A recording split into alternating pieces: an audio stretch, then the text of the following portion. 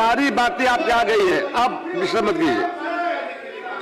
तो 3 विशिष्ट शिक्षकों बिहार लोक सेवा आयोग द्वारा अनुशंसित एवं नियुक्त महाविद्यालय अध्यापकों को महंगाई भत्ता, चिकित्सा भत्ता, शहरी परिवहन भत्ता, मकान किराया भत्ता या वार्षिक वेतन वृद्धि को HRMS पोर्टल पर अद्यतन कार्रवाई करने संबंधी पत्र निर्गत किया जा चुका है। साथ ही विभागीय आदेश ज्ञापन 3068 दिनांक राजू तिवारी जी फिर आगे कर बैठिए, आप प्लीज बैठ जाइए, कल पूरा समय दिए, क्वेश्चन मत कीजिए। 16 दिनांक 12/11/21 के द्वारा पूर्व से निर्गत। आप लोगों के बात में प्रोसीडिंग में नहीं जा रही है। माननीय मंत्री का जवाब हो रहा, सुनिए जवाब। पे मैट्रिक्स को प्रतिस्थापित करते हुए अप्रैल 2021 से वित्तीय लाभ अनुमान किया गया है तथा यदि किसी शिक्षक पुस्तकालय अध्यक्ष का मूल वेतन अपने से कनीय शिक्षक पुस्तकालय अध्यक्ष से कम निर्धारित हो तो उसका मूल वेतन कनीय शिक्षक के अनुरूप निर्धारित किए जाने का भी निर्देश कृपया शांति बनाए रखें किया गया है। खंड 3 में उपरोक्त कंडिका में समाहित है। महोदय कोई पूरक हो तो आगे। माननीय सदस्य महोदय, आज राज्य के अंदर एक ही विद्यालय में 3 तरह के शिक्षक काम करते हैं। एक तो जो नियोजित है और विशिष्ट शिक्षक के रूप में एग्जामिनेशन नहीं देने के कारण वो अभी हैं। दूसरा है कि जो विशिष्ट शिक्षक हैं और तीसरा जो है BPSC शिक्षक हैं। और इस तीनों में एक ही विद्यालय में किसी शिक्षक को मकान किराया भत्ता जो है शहरी HRA मिलता है और किसी को नहीं मिलता है, और दोनों। और दूसरी बात है कि उसके अंदर में भी जो है डिफरेंस किया हुआ है। किसी को 10% मिलता है, किसी को 8% मिलता है, किसी को 4% मिलता है। तो मेरा माननीय मंत्री जी से सप्लीमेंट्री है कि क्या आप सभी शिक्षकों को शहरी क्षेत्र में जो रहते हैं तो उनके रहने के लिए जो HRA देते हैं उसमें समान रूप से जो है आप कोई निर्णय लेकर के आप 10% अगर देते हैं तो सबके लिए क्या 10% आप करना चाहते हैं कि नहीं, ये मेरा। माननीय मंत्री महोदय, इन्होंने माननीय सदस्य ने ठीक कहा कि 3 तरह के शिक्षक आज के दिन में कार्यरत हैं, लेकिन विसंगति किसी तरीके की ना हो, चाहे वो पे का मामला हो, HRA का मामला हो, अन्य जो भी भत्ता देय है उसमें ना हो, तो हम लोगों ने इस संबंध में सभी को सामान्य रूप देने के लिए हम लोगों ने कार्रवाई की है। विशेष करके HRA का इन्होंने जो प्रश्न उठाया तो उसमें 5 तरह के रेट हैं। एक जो दिल्ली में है वो 30% ऑफ बेसिक पे है, बाकी टियर 2, टियर 3, टियर 4, टियर 5 में 20, 10, 7.5 और 5% बेसिक पे का मिलता है। तो अधिकांश, जहाँ तक हम लोग की समझ है, अधिकांश जगहों पर, अधिकांश जिलों में ये जो वेतन विसंगति है या HRA का मामला है, अन्य को हम लोगों ने ठीक कर लिया है। और कहीं कहीं ये काम बाकी है, कुछ बहुत कम रह गया है। जहाँ तक हमारी समझ है करीब 90% ये समस्या का समाधान हो चुका है। आने वाले दिनों में 10% का भी हम लोग कर लेंगे। संख्या बहुत है, 5,87,000 से ज़्यादा हैं शिक्षक, तो कहीं कहीं पर कैलकुलेशन में और ख़ास करके विशिष्ट शिक्षकों का बहुत सारे कागजात में भी कई बार कमी पाई जाती है। लेकिन इसके और हम लोग इसमें विभागीय पत्र भी दे चुके हैं और हर मंगलवार को इसकी समीक्षा भी की जाती है ताकि इस तरह की बात उत्पन्न नहीं हो। धन्यवाद। राहुल कुमार आ गई बात, सब बात आ गई। अब राहुल कुमार जी खड़े हुए, आगे हम बढ़ेंगे। अब बैठ जाइए प्लीज, आपका स्पष्ट हो गया, जवाब स्पष्ट हो गया। कहा तो 10% बच गया है, माननीय मंत्री ने कहा है कि 90% हो गया है, 10% जो बचा है सरकार के लिए प्रयासरत है, जाकर जल्दी कर लिया जाएगा। समस्तीपुर के संदर्भ में, चूंकि मैं वहां से आता हूं, शिक्षक वहां मिलते हैं। नरहन पंचायत के मध्य विद्यालय नरहन, उत्क्रमित कन्या मध्य विद्यालय नरहन, प्राथमिक विद्यालय नरहन, नवसृजित प्राथमिक विद्यालय नरहन, नवसृजित प्राथमिक विद्यालय कापन, माधोपुर वार्ड नंबर 6, उत्क्रमित माध्यमिक विद्यालय भरपूरा पटना। लिख के दे दीजिए, पूरा कुछ समस्तीपुर जिला के अंदर जो है, ठीक है, आप लिख के दे दीजिए। सवाल है सर, वो पेंडिंग पड़ा हुआ है, वो आपके वहां पर डीओ के स्तर पर ये पड़ा हुआ है। और इसके साथ ही कई बार हाई कोर्ट के भी कई वेतन विसंगति का मामला जो है वो समस्तीपुर डीओ के पास में पड़ा हुआ है, उसको अविलंब माननीय मंत्री श्री राहुल कुमार जी सर।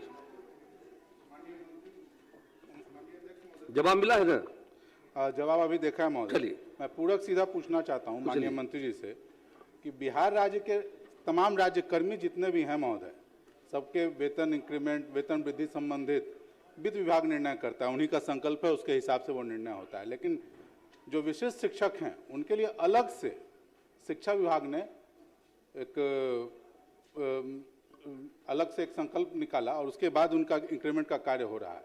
तो मैं माननीय मंत्री से सीधा पूछना चाहता हूं कि बाकी राज्य कर्मियों के तरह ही उनके भी जो वेतन वृद्धि है जो 1 जुलाई और 1 जनवरी को होता है उसके अनुरूप करना चाहते हैं?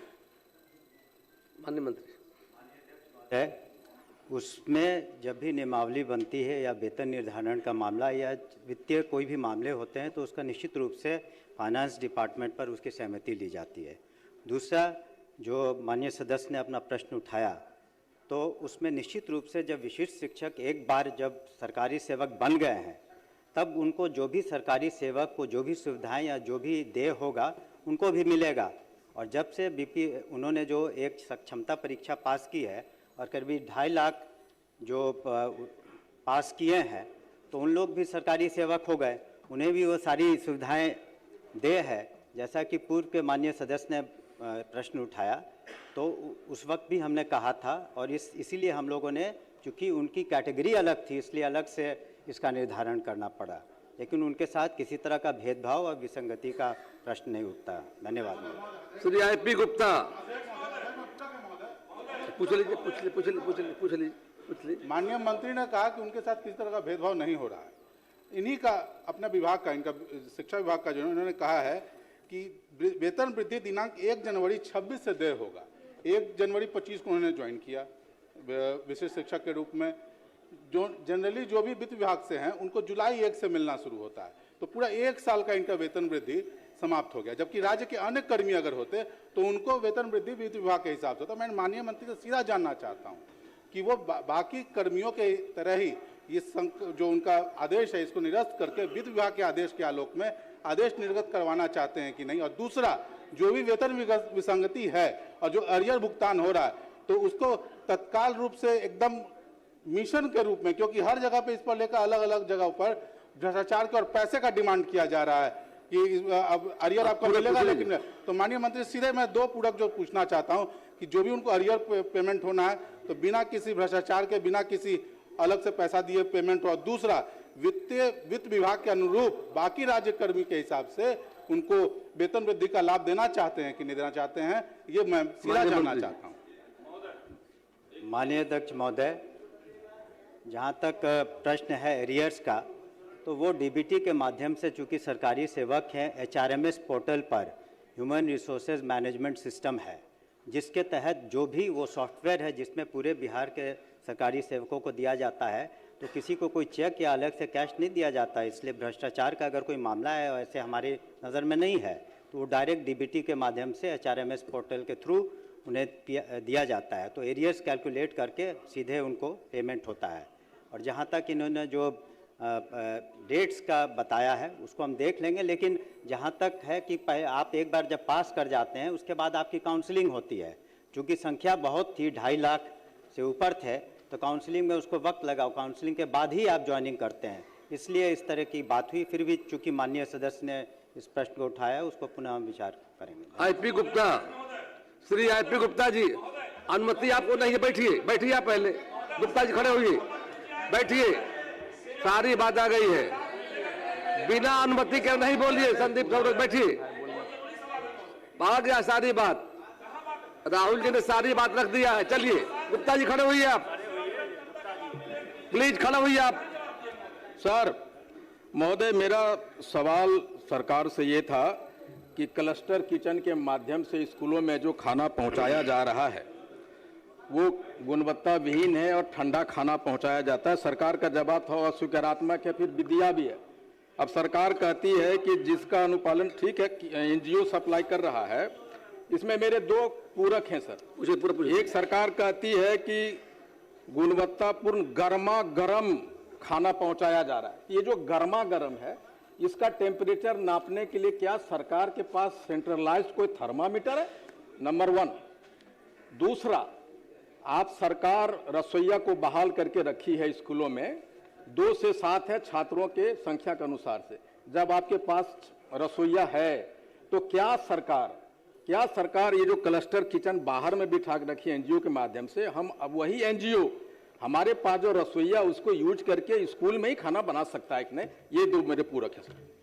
माननीय मंत्री। माननीय अध्यक्ष महोदय, जहाँ तक गुणवत्ता का प्रश्न है तो उसके लिए हम लोगों ने अच्छी संस्थाओं से थर्ड पार्टी मूल्यांकन कराया जाता है। इस आलोक में जो थर्ड पार्टी हम कहना चाहेंगे, जैसे Chandragupta institute of management and planning CIMP Patna से, एशियन डेवलपमेंट रिसर्च इंस्टीट्यूट आदरी से, Lalit Narayan Mishra institute of economic development and social change LN Mishra institute जो है, development of management institute Patna, Indian institute of management Bodhgaya, institute of hotel management catering technology and applied nutrition IHM Bodhgaya. तो इन संस्थाओं से हम लोगों ने सरप्राइज चेकिंग कराया और इसके आधार पर कुछ महीनों में हम लोगों ने जो 6 केंद्रीकृत जो भी कुछ जगहों पर जो हैं उसमें से मशरक तथा परसा, खगड़िया, बहादुरगंज, नावानगर तथा चकाई जमुई की अवधि विस्तार नहीं दे करके इन लोगों की आपूर्ति बंद करा दी है, उनको रद्द कर दिया है, क्योंकि वहाँ पर जो गुणवत्ता में शिकायत मिली थी हम लोगों ने इन इंस्टीट्यूट से थर्ड पार्टी जांच कराया है।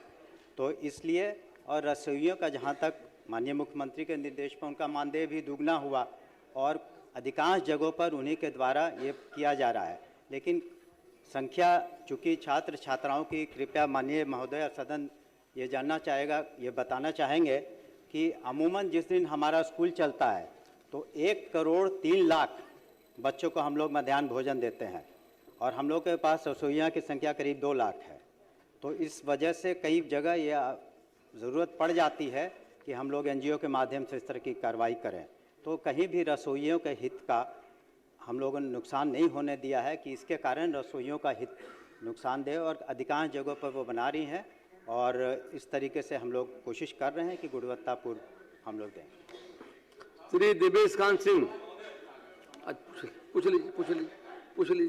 सवाल से जब मैं सहरसा में 4 विद्यालय में गया सर, और सारे लोगों ने मुझे शिकायत किया। मैं चाहता हूं मंत्री जी संवेदनशील हो जाए सरकार, इतना ही मकसद है। मैं आपके व्यवस्था पे कोई क्वेश्चन नहीं उठा रहा, बस इतना कहना है मुझे। माननीय अध्यक्ष महोदय, अगर सहरसा के जिन जगहों का जिक्र किया है इसमें इन्होंने जनरल क्वेश्चन पूछा था, तो अगर आप लिख के दे दें तो हम अलग से उसका श्री देवेश कांत सिंह, उत्तर प्राप्त नहीं है। मैं माननीय मंत्री शिक्षा विभाग।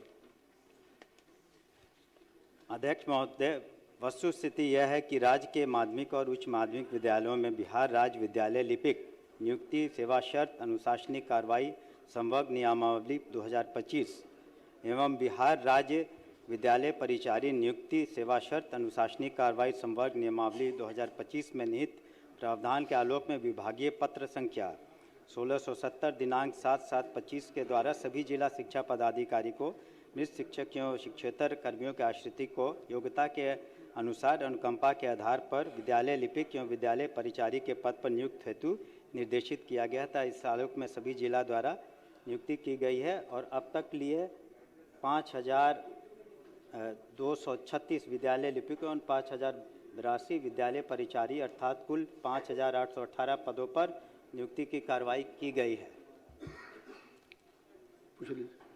मैं माननीय मंत्री जी ने कहा, मैं इससे उनकी बात से सहमत भी हूँ माननीय अध्यक्ष जी, लेकिन अभी भी 3000 से ज़्यादा स्कूलों में, हाई स्कूल और जो माध्यमिक उच्च विद्यालय है उसमें अभी भी क्लर्कियल पोस्ट खाली है। स्कूल का काम बाधित होता है, चाहे हेडमास्टर कर रहे हैं, चाहे वहाँ परिचारी का काम अब किससे करा रहे हैं हम लोग। पूरा पूछ लीजिए। मैं यही पूरक ही पूछ रहा हूँ कि आखिर किससे कराया जा रहा है, जहाँ खाली है उससे किससे कराया जा रहा है। हम लोग तो जिस स्कूलों के अध्यक्ष भी हैं तो परिचारी की नियुक्ति नहीं होने के चलते स्कूल की सफाई इत्यादि बाधित है और काफ़ी स्कूलों के हेडमास्टर या कोई मास्टर क्लर्कियल काम कर रहे हैं। तो स्कूल की पढ़ाई भी बाधित हो जाती है। साथ में मैं यह जानना चाहूँगा कि रोस्टर अगर बना है तो रोस्टर क्लियरेंस प्राप्त कर लिया गया है, तो इसका विज्ञापन किसी महीने में प्राप्त है कि नहीं? आखिर करना है तो कब तक कर लेंगे?